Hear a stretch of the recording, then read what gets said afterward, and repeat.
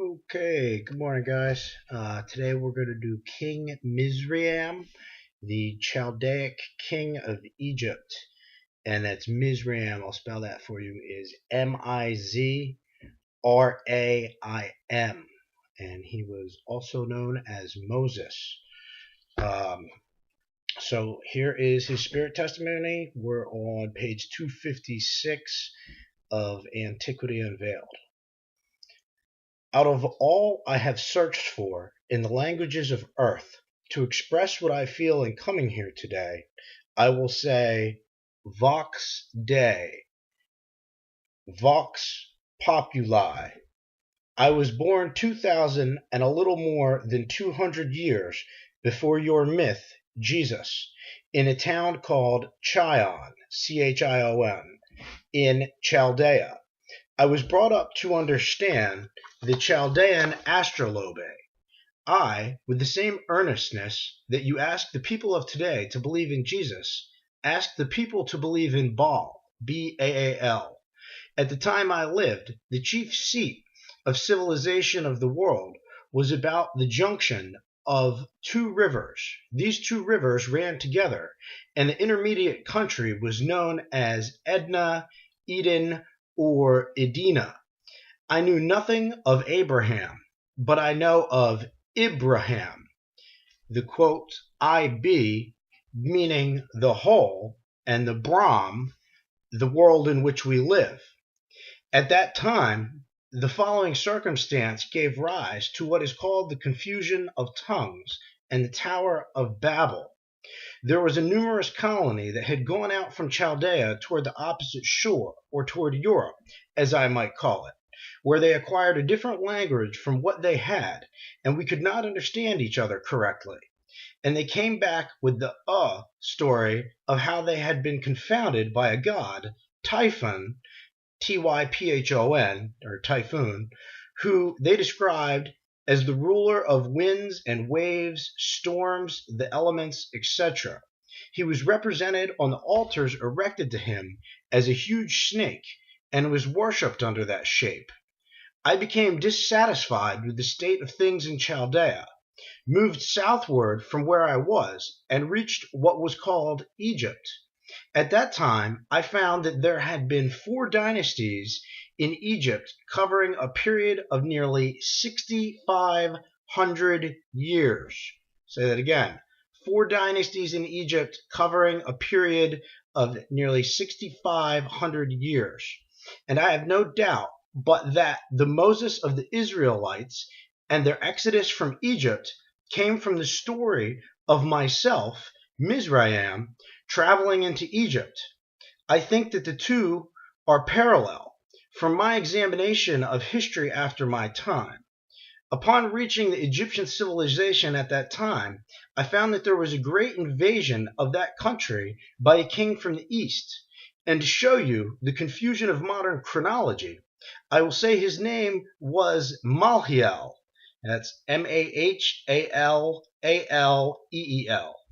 In modern chronology, you will find him set down as the oldest man next to Methuselah, Methuselah, but he was simply a king in his day and an invader of Egypt. Although a stranger in the country, I, having so large a concourse of people with me, parentheses, somewhere about 30,000 warriors, and a proportionate number of them unable to bear arms, end of parentheses, and they being very important to the Egyptians at the time. They offered me a position in which I beat this Malhiel, and therefore I was set down as the first ruler of Egypt. Historians losing sight of the 4 preceding dynasties through the dissensions of men after my death. You will find that all Egyptian history following my time shows that what I have told you is the truth, and upon this ground, that in place of the god Baal of the Chaldeans, which was represented by a human head with the horns of a bull, the Egyptians afterwards substituted the god Apis, Apis. You can see the reason for confounding these 2 religions at a subsequent time. How was the god Baal represented originally? as a snake with the head of a man, but I left the snake part off and replaced the human head by that of the Egyptian ox, and after that time Baal was worshipped in that shape. And then again, during the time of my ruling, there were large numbers of Arabs from the various Arabian tribes coming into the country and living there, similar to the exodus of the Israelites out of Egypt. In my opinion, it is this portion of Egyptian history that makes up the whole of the so-called Israelitish history, because there was no such people as the Jews in my day. You will find that this Baal Apis in the article relating to the priests of Cybele, Cybele, in the ceremony where they stand under a grating, in the ceremony where they stand under a grating in white robes, while Apis, or the sacred ox, has his throat cut, and the blood descends upon the priests, baptizing them in the blood of the redeeming God. I think you will find this ceremony described in some of Haverkamp's works. It is certainly in the works of some of those writers who comment upon the scriptures. After the performance of that ceremony, the blood-baptized priest was held to be sacred, and any person who touched the hem of his garment would be cured of any disease they had. Brackets. When these priests had been baptized in the blood of the sacred ox, Apis, they became healers of the sick? Question mark. Yes, the priest, after he came out, was allowed. The priest, after he came out from those conditions, was kept apart from the people, and no one was allowed to enter his apartment except for some very important reason. He spoke for the oracles of Anubis and Iddo, Iddo. Iddo was an Egyptian priest of one of the dynasties before my time, and set forth the idea of the great central power in the sun, out of which all life originated. And this Iddo taught that the same doctrines as those attributed to Confucius, Jesus, and all the rest. So far as mortality was concerned, I found his teaching so deeply engrafted in the minds of the Egyptians and their religious system at the time, I became identified with it, that I allowed this to stand as one of the things it would not do to trifle with. And then, again, those blood-baptized priests were acting as Iddo did, who was supposed to have been overshadowed by the divine spirit, and all that he was the truth, and he was said to vanish, as you see in Psalms, when he said, Selah, S-E-L-A-H. I used the word Paulo, which afterwards became Apollo. It was the same as saying Amen or Amen. This Apollo grew out of that system, and he became a god afterwards in the reign of Psammetichus, Psammetticus. But the Chaldean Egyptian and all other priests in my day had, particularly, the signs of the Zodiac as a part of their worship, and those signs were 9 in number, not 12, as you have now. Each of these signs covered a period of what you call a month, extended so as to divide the year into 9 parts instead of 12.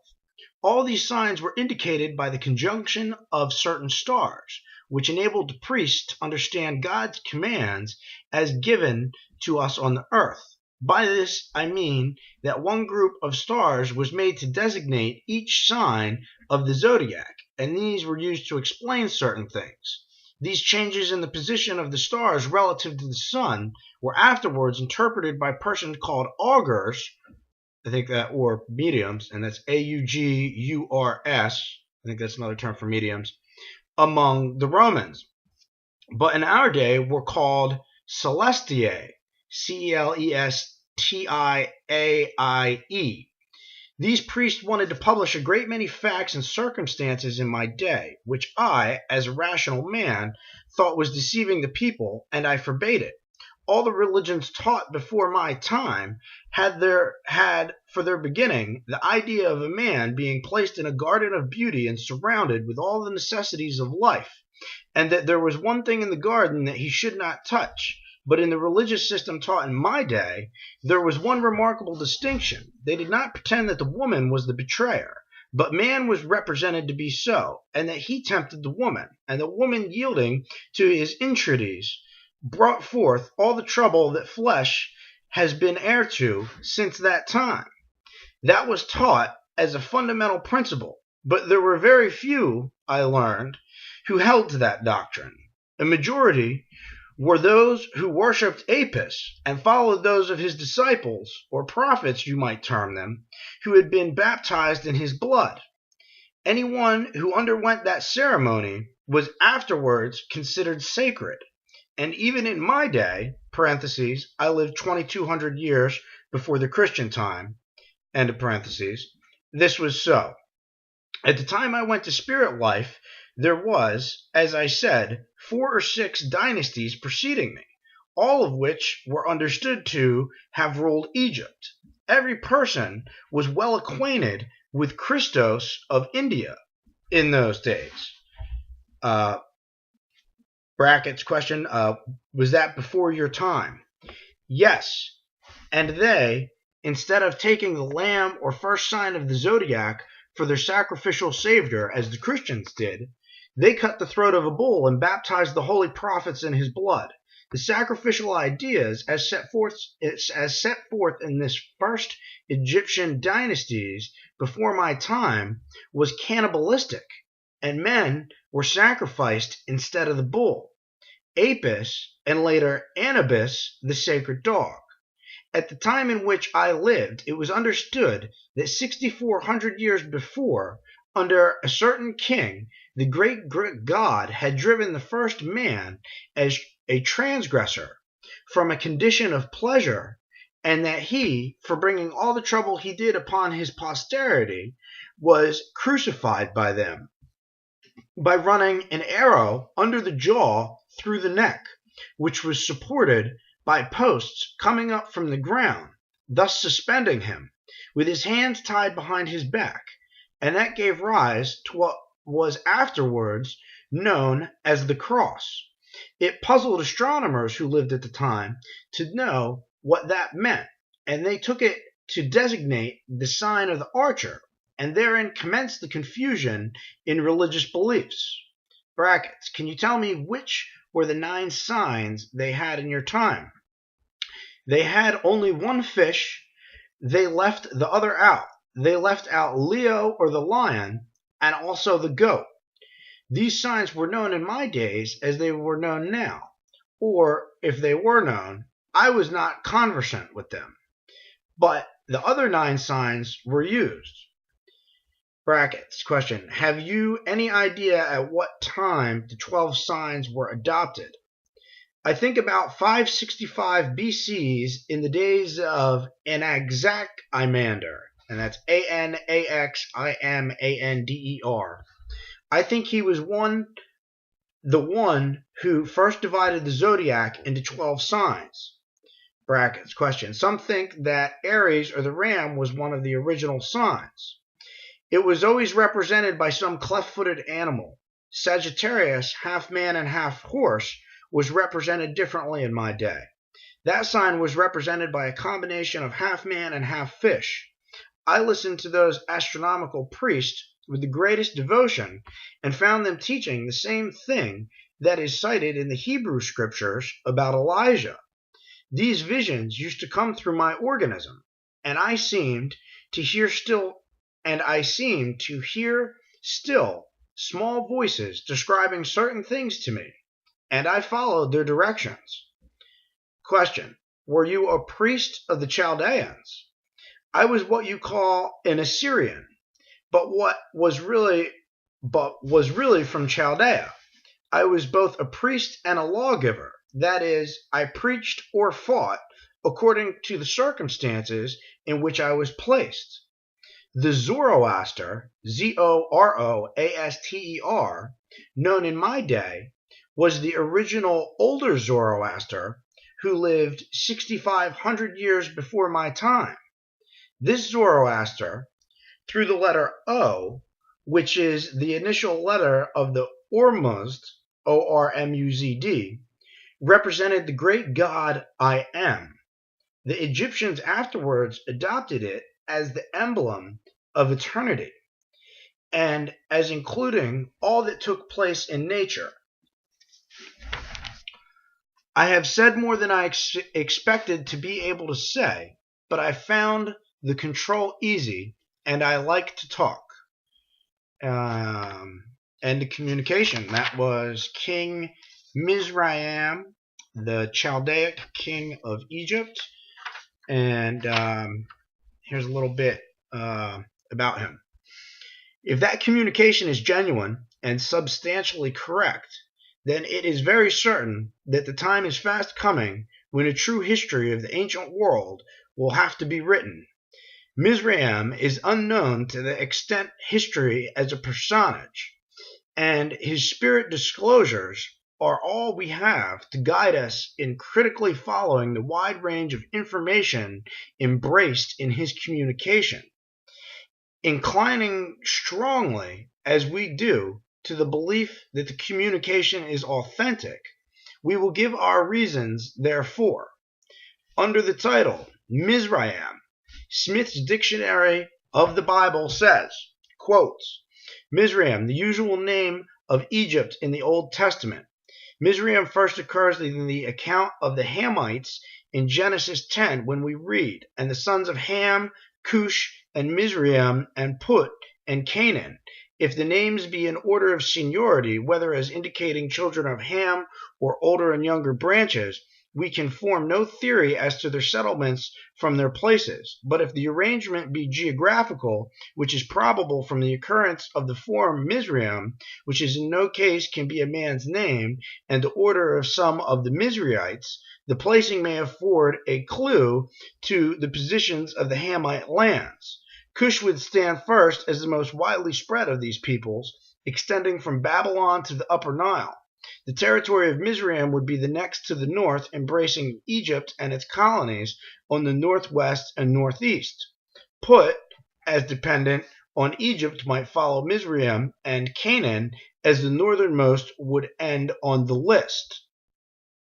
Egypt, the land of Ham, may have been the primitive seat of these from stocks. In the enumeration of the Mizraites, though we have tribes extending far beyond Egypt, we may suppose they all had their first seat in Mizraim and spread thence, as is distinctly said of the Philistines. Here, the order seems to be geographical, though the same is not so clear to the Canaanites. End quotes. It will thus be seen that the critical learning of post-Jewish times has been exhausted in vain to find why Egypt is generally called in the Old Testament Mizraim. The mistake made by all investing critics has been that they started out with the theory that Mizraim could not be the name of a man, and hence the endless maze of confusion into which they were drawn. The same writer says, quotes, Mizraim, therefore like Cush and perhaps Ham, geographically represents a center whence colonies went forth into the remotest period of the post-Diluvian history. The Philistines were originally settled in the land of Mizraim, and there is reason to suppose the same of the Lehabim, Lehabim, if they be those Libyans who reveled according to Manetho, Manetho, for the Egyptians in a very early age. The list, however, probably arranges them according to the settlements they held at a later time, if we may judge from the notice of the Philistine migration, but the mention of the spread of the Canaanites must be considered on the other side. We regard the distribution of the Mizraimites as showing that their colonies were but part of a great migration, and great migration that gave the Cushites the command of the Indian Ocean, and which explains the affinity the Egyptian monuments show us between the pre-Hellenic Cretans and Carians, Carians, and the Philistines. All this goes to show that Egypt was in early day dominated by a Saracenic race, Saracenic, Saracenic race, and they had become quite populous when the Philistine migration took place toward Palestine, the land of the Israelites. The Philistines were undoubtedly of Asiatic lineage and not African origin, and this fact is amply sufficient to show there was an early Assyrian domination in Egypt. When or how or by whom that domination was brought about, history, neither so-called profane or sacred, throws any light upon. The statement of the Spirit is very clever and consistent with every conceivable probability.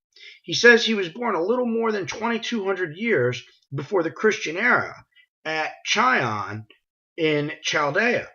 The mention of this name incidentally leads to a singular correction of a sad misinterpretation of the word Chion, as it is used in Amos verse 26 by Christian critics.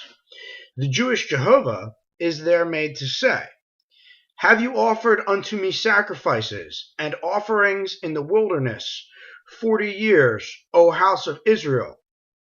But ye have borne the tabernacle of your Moloch, and Chiun, Chiun, your images, the star of your God, which ye made to yourselves."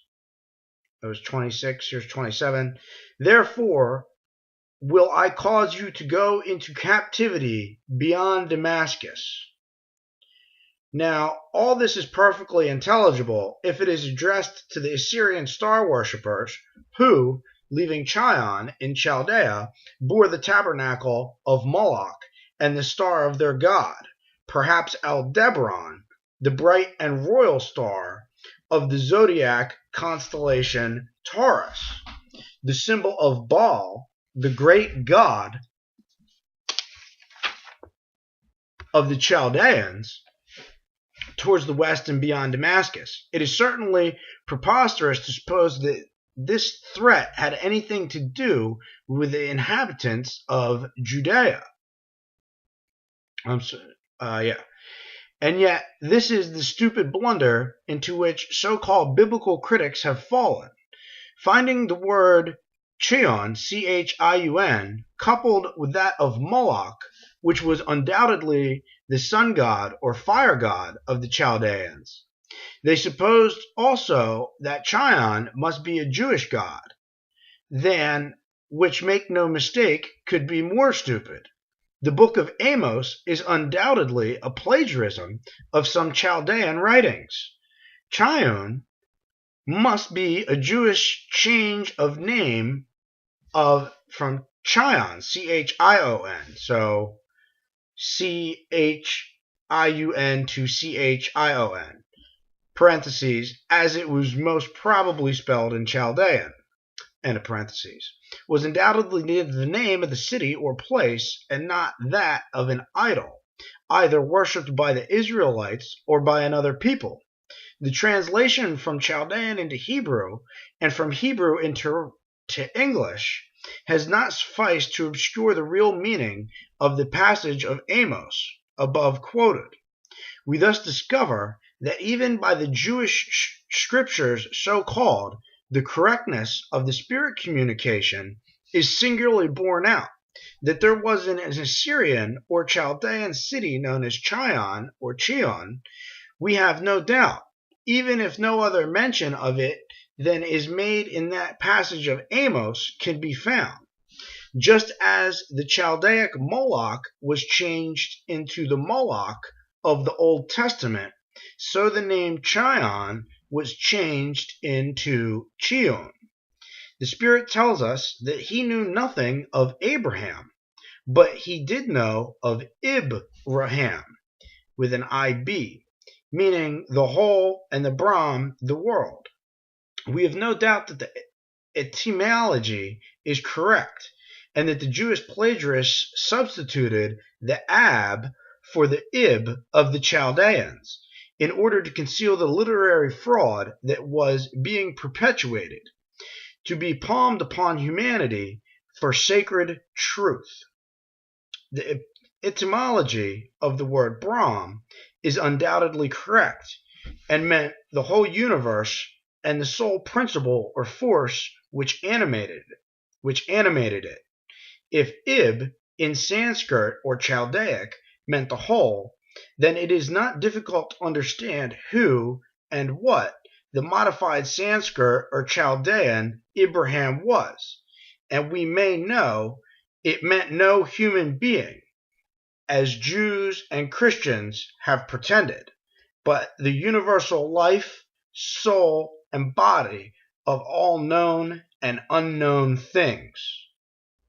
But a fact that renders the authenticity and truthfulness of this remarkable communication apparent is the statement that when he lived, while the priesthoods of different religions then existing all worshipped according to the sun's progress annually through the signs of the Zodiac, they divided the Zodiac into only 9 signs instead of 12, as was subsequently done.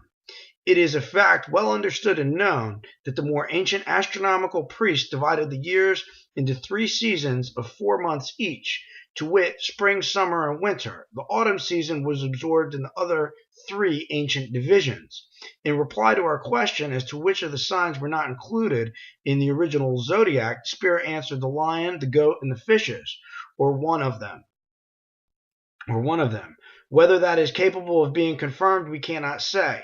It is, however, very remarkable that the Spirit should say that in his time the astronomical priests were called celestia, which would indicate that the Latins borrowed their word celestius from the Egyptians. Mizraim tells us that they had the same story of Eden and the Adam and Eve in his day, but that instead of saddling the responsibility upon the woman for the sufferings of humanity, they were laid at the door of her male seducer.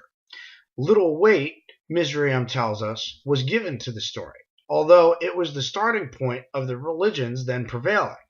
It seems it was only the latter times of the Jewish and Christian periods when the cosmogonical, cosmogonical, fiction was considered a matter of so much theological importance. The religion of the Christos of India, the Spirit tells us, was well known in Chaldea and Egypt in his day. The sacrifice of human victims to the Chaldaic Moloch was anterior to the time of Mizraim, 2200 BC. We will here add that the Spirit tells us that the division of the Zodiac into 12 instead of 9 signs was in the days of Anaximander, the Ionian philosopher and pupil of Thales, about 565 BC. It was about that period that Anaximander flourished, and it is well known that he devoted much attention to astronomy and the measurement of diurnal time. The Spirit tells us that the astronomical priests taught the same thing that is cited in the Hebrew Scriptures about Elijah, and more than this, that he himself had similar visions, and heard still small voices describing certain things to him. It would appear that Mizraim was a clairvoyant and a clairaudient medium, as well as a Chaldean priest and lawgiver. As to the long historic periods of which the Spirit speaks, we have no means of judging the correctness. Therefore, let them pass for what they are worth, in the estimation of each reader. That Mizraim was a historical personage and not the name of a country or people is very certain. It is a Chaldean and not an Egyptian name, and therefore we know almost with certainty, inasmuch as Jews designate Egypt by his name, that he figured so prominently in that country as to warrant that designation of Egypt by the Jews. As is the case of Odin the Younger, we have here an instance in which we are warranted in believing that there has been an extension through spirit channels of authentic history to nearly 1,000 years before the oldest authentic historical period heretofore known. If it should be found that Mizraim is mentioned by either Bersosus, Berosus, Menetho, or Megasthenes, Megasthenes, in their or either of their histories, the value of that spirit communication cannot be overestimated. Okay, so that was King Mizraim, Antiquity Unveiled, and we went up to page 264. Where we start? 256 to 264. Spirit Testimony of King Mizraim.